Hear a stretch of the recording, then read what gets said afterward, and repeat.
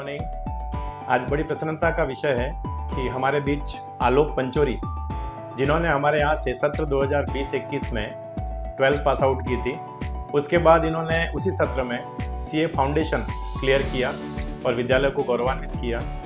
आलोक से मिलने के बाद उनके संकल्पित हृदय में ये था कि सर मुझे इसकी ऊंचाइयों पर जाना है, और उन्होंने हमारे छात्रों को भी प्रेरित किया और उसी मेहनत और लगन से अपने परिवार के सपोर्ट से वो लगे रहे।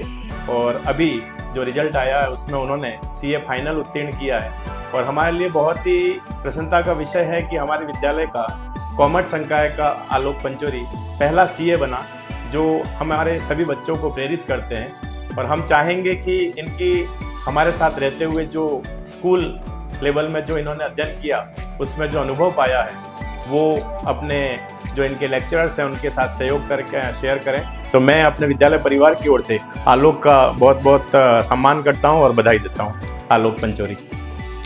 नमस्कार, मैं अमित त्रिवेदी आज इस पॉडकास्ट में आपका स्वागत करता हूं। हमारे साथ में आलोक पंचोरी है, जिन्होंने सीए जो है अभी क्लियर किया है। इनके साथ में हमारे लेक्चरर सुमित सर और मनोज जी जो हैं इनके साथ में ही हैं। आज हमसे इनसे कुछ वार्तालाप करेंगे, जिससे हमको थोड़ा सा पता चले कि सीए के बारे में किस प्रकार से तैयारी करनी चाहिए और किस तरह से सफलता हासिल की जा सकती है। तो विद्यालय में आपका स्वागत है आलोक जी। सबसे पहले आप अपना एक शॉर्ट में परिचय दीजिए। मेरा नाम आलोक पंचोरी है। मैंने जो मेरी स्कूलिंग है पूरी फ्लोर किड्स आरबीसी मीडियम से करी थी, एंड मैंने रिसेंटली सितंबर अटेम्प्ट के अंदर मेरा सीए फाइनल एग्ज़ाम क्लियर किया। इसके अंदर मेरी रैंक आई है AIR 23 ऑल इंडिया लेवल पे। एंड आलोक जी, आपको सीए करने की प्रेरणा कहाँ से मिली? ऐसा था कि एक्चुअली मेरे जो फैमिली है उसमें भी आई थिंक मैं फर्स्ट जनरेशन सीए, तो मेरे फैमिली में भी कोई क्लोज में कोई था नहीं सीए, बट डिस्टेंट का एक कज़िन था जिसने सीए स्टार्ट किया था।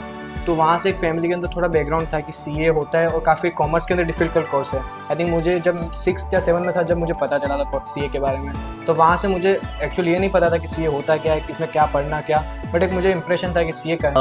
आलोक जी, आपको सीए फाउंडेशन की तैयारी करते समय किन किन डिफ़िकल्टीज़ का सामना करना पड़ा और कैसी आपका अनुभव कैसा रहा? एक तो ऐसा है कि सीए की जर्नी होती है काफ़ी लंबा होता है, टाइम ड्यूरेशन लाइक 5 ईयर आपको लगते हैं फ्रॉम फाउंडेशन टू फाइनल।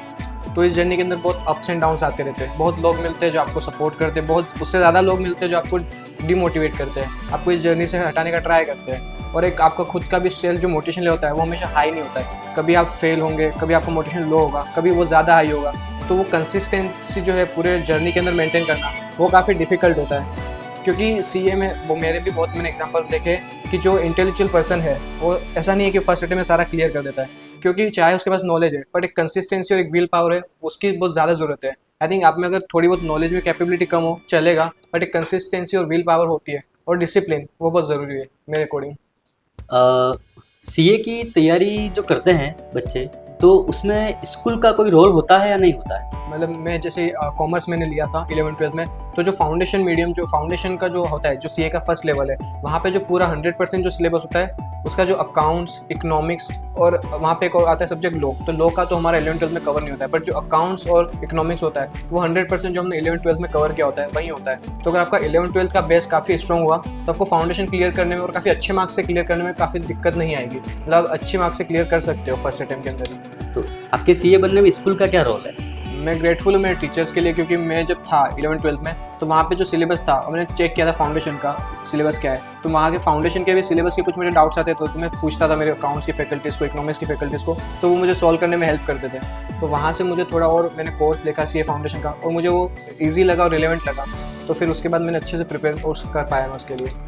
आप दूसरे जो कॉमर्स के स्टूडेंट्स हैं या फिर कोई अदर फैकल्टी के जो भी स्टूडेंट्स हैं उनमें उनको कोई आप संदेश देना चाहते हैं? और मैं जो मेरे 11th-12th के जूनियर्स जो भी सीए के लिए आगे देख रहे हैं कि उनको सीए करना है, तो मैं बोलूँगा सीए मतलब आपको सीए करने के लिए ऐसा नहीं है कि आप अगर सोच रहे हो कि मेरे 11th-12th में कम मार्क्स आए या मुझे सीए करनी चाहिए, नहीं, तो एक सेल्फ डाउट तो बिल्कुल होना ही नहीं चाहिए।